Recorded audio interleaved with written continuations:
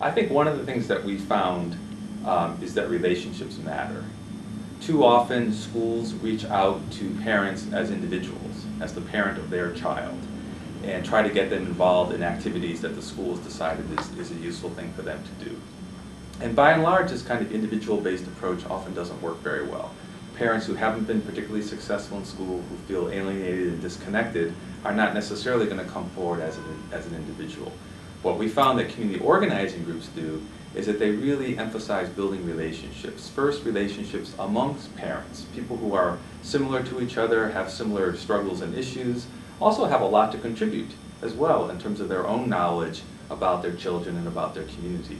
Bring parents together first as a group, and then have them come in and connect and build new kinds of relationships with educators.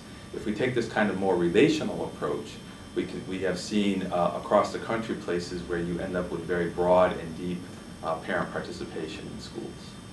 And I think that this relationship piece, you know, I think that many of us that have been doing this work always knew that relationships were important. But what we learned with this study was that the process of relationship building actually changes the way people feel about themselves and about others. And so, for example, you know, one of the things that people always grapple with is, all right, in order to do work differently, you have to change your beliefs about things. Well, what we know now is that your beliefs don't usually change until you have an opportunity to be involved in an experience where that experience allows you to see people differently and see yourself differently.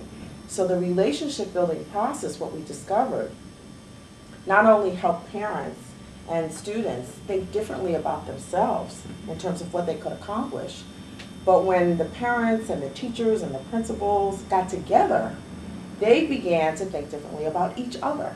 And so, you know, those, again, what I said a little earlier about the dichotomy and the tension that's usually between those groups, you know, the us-them, all of a sudden, the process of relationships and building relationships, it went from us-them to we.